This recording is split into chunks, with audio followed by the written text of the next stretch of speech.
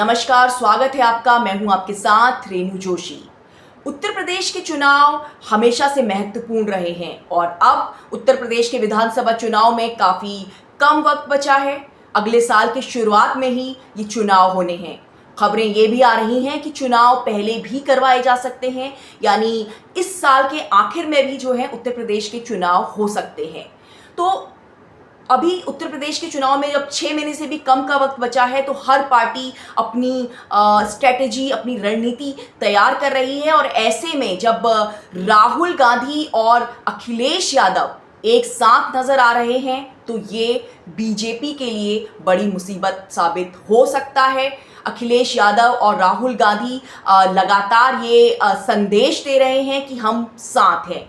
अभी अखिलेश यादव के जन्मदिन के मौके पर राहुल गांधी ने एक्स में उनको बधाई दी, एक्स के जरिए उनको बधाई दी। उन्होंने कहा कि अखिलेश जी, आपको जन्मदिन की बधाई। राहुल गांधी ने उनके अच्छे स्वास्थ्य और अच्छे जीवन के लिए उनको विशेष दी। इसके साथ ही एक महत्वपूर्ण बात जो राहुल गांधी ने कही, वो ये कि जो पीडीए यानी पिछड़ा, दलित और अल्पसंख्यक की हिस्सेदारी को लेकर दोनों पार्टी साथ में आएंगी, उनको न्याय दिलाएंगी साथ में। यानी ये साफ था कि आने वाले चुनाव में राहुल गांधी और अखिलेश यादव बीजेपी के खिलाफ मिलकर लड़ेंगे, वो एकजुट है। और ये जो एक बात है, ये जो संदेश है, ये बीजेपी के लिए एक बड़ी मुसीबत हो सकता है, क्योंकि बीजेपी अभी राज्य में ऑलरेडी काफ़ी समस्याओं से घिरी हुई है। खासकर अयोध्या जैसा मामला जो है सामने है। अयोध्या में राम मंदिर की चोरी का मामला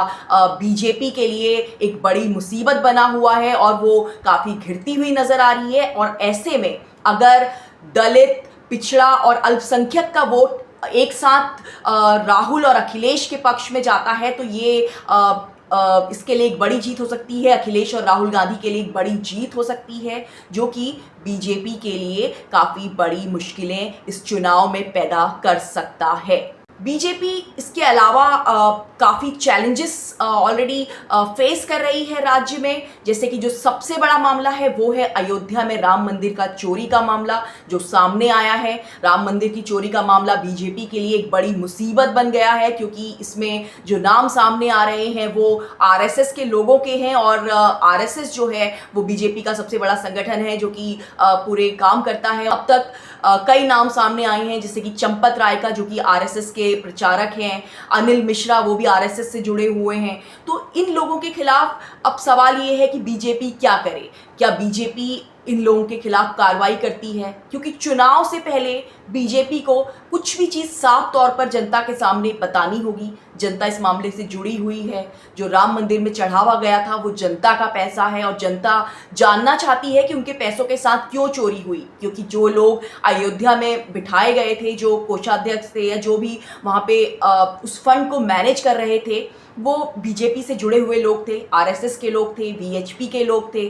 तो ऐसे में अगर चोरी हो जाती है तो जनता इस तरह के सवाल पूछ रही है कि आखिर कैसे ये हो गई। इसके अलावा जो एक और अहम मुद्दा है जो बीजेपी के लिए मुसीबत बन सकता है इस आने वाले चुनाव में, विधानसभा चुनाव में, वो है ब्राह्मणों की जो नाराज़गी है। जो काफ़ी समय से ये खबरें हैं कि जो उत्तर प्रदेश में ब्राह्मणों की नाराज़गी झेल रही है उत्तर प्रदेश सरकार। और वजह है कि ब्राह्मणों को ये लगता आया है कि उनको जो मतलब उसमें सत्ता में जो है हिस्सेदारी नहीं मिली है जिस तरह से मिलनी चाहिए थी। इससे एक वर्ग, जो ब्राह्मण समाज का एक वर्ग है, वो यूपी सरकार से नाराज़ है। एक तरफ दलित, पिछड़ा और अल्पसंख्यक के वोट अगर राहुल गांधी और अखिलेश यादव की पार्टीज को जाते हैं, और दूसरा अगर ब्राह्मण भी बीजेपी से नाराज होते हैं, तो ये एक बड़ा समीकरण हो जाएगा। बड़ी मुश्किल में बीजेपी फंस जाएगी, क्योंकि अखिलेश कोशिश में लगे हुए हैं लगातार कि जो